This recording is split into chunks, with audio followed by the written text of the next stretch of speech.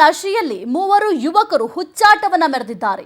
ಯಾದಗಿರಿಯ ಹುಣಸಗಿ ತಾಲೂಕಿನ ಸರ್ಕಾರಿ ಶಾಲೆಯಲ್ಲಿ ಈ ಘಟನೆ ನಡೆದಿರುವಂಥದ್ದು. ಕುಡಿದ ನಶೆಯಲ್ಲಿ ಮೂವರು ಯುವಕರು ಹುಚ್ಚಾಟವನ್ನ ತೋರಿಸಿದ್ದಾರೆ. ಯಾದಗಿರಿಯ ಹುಣಸಗಿ ತಾಲೂಕಿನ ಸರ್ಕಾರಿ ಶಾಲೆಯಲ್ಲಿ ಈ ಘಟನೆ ನಡೆದಿದೆ. ಶಾಲೆಗೆ ಹೋಗಿ ಸಿಕ್ಕ ಮಕ್ಕಳನ್ನ ಈ ಪುಂಡರು ಹೊಡೆದಿದ್ದಾರೆ. ಕುಡಿದು ಕಿರಿಕ್ ಮಾಡಿದ ನಾಗೇಶ್, ಕುಮಾರ್ ಹಾಗೂ ಸಂಜಯ್ ಮೂವರ ವಿರುದ್ಧ ಕೊಡೇಕಲ್ ಠಾಣೆಯಲ್ಲಿ ಕೇಸ್ ಕೂಡ ದಾಖಲಾಗಿದೆ. ಹಲ್ಲೆ ಮಾಡಿದವರಲ್ಲಿ ಓರ್ವನನ್ನ ಪೊಲೀಸರು ಬಂಧಿಸಿದ್ದಾರೆ. ಹಲ್ಲೆಯ ಬಗ್ಗೆ ಪೋಷಕರ ಮುಂದೆ ವಿದ್ಯಾರ್ಥಿಗಳು ತಮ್ಮ ಅಳಲನ್ನ ತೋಡ್ಕೊಂಡಿದ್ದಾರೆ.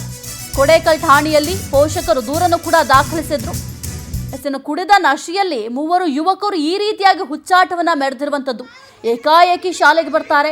ಆ ಶಾಲೆಯಲ್ಲಿ ಪಾಠ ಕಲಿತಾ ಇದ್ದಂತಹ ಮಕ್ಕಳ ಮೇಲೆ ಮನಸ್ಸೋ ಇಚ್ಚಿ ಹಲ್ಲೆಯನ್ನ ಮಾಡ್ತಾರೆ. ಆ ಮಕ್ಕಳಿಗೆ ಹೊಡೆದಿದ್ದಾರೆ.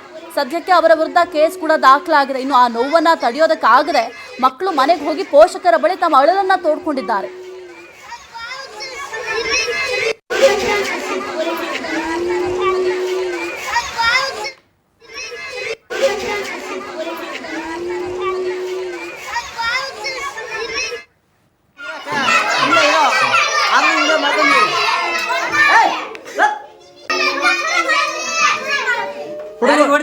ಹೊಡೆದಾರಲ್ಲ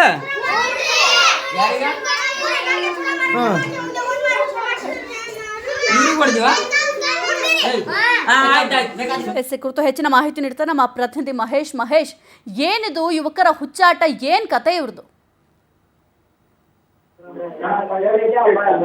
ಸಾಹಿತ್ಯ ಏನಂದ್ರೆ, ಕುಡಿದ ನಶೆಯಲ್ಲಿ ಶಾಲೆಗೆ ನುಗ್ಗಿ ವಿದ್ಯಾರ್ಥಿಗಳ ಮೇಲೆ ಹಲ್ಲೆ ಮಾಡಿರ್ತಕ್ಕಂಥ ಘಟನೆ ಏನಂದ್ರೆ, ಯಾದಗಿರಿ ಜಿಲ್ಲೆಯ ಹುಣಸಗಿ ತಾಲೂಕಿನ ಕೊಡೇಕಲ್ ಸರ್ಕಾರಿ ಹಿರಿಯ ಪ್ರಾಥಮಿಕ ಶಾಲೆಯಲ್ಲಿ ಈ ಒಂದು ಘಟನೆ ಕಂಡು ಬಂದಿರತಕ್ಕಂಥ. ಏನಂದ್ರೆ, 3 ಜನ ಯುವಕರಿಂದ ಕುಡಿದ ಮತ್ತಿನಲ್ಲಿ ಏನಂದ್ರೆ ಶಾಲೆಗೆ ನುಗ್ಗಿ ಏಕಾಏಕಿ ಏನಂದ್ರೆ ಮಕ್ಕಳಿಗೆ ಮನಸ್ಸು ಇಚ್ಛೆ ತಳಿಸಿದರೆ ಅನ್ನೋ ಒಂದು ಗಂಭೀರ ಆರೋಪ ಕೂಡ ಈಗ ಬಂದಿರತಕ್ಕಂಥ. ಜೊತೆಗೆ ಮಕ್ಕಳು ಕೂಡ ಅಳ್ತಾ ಇದ್ದಾರೆ.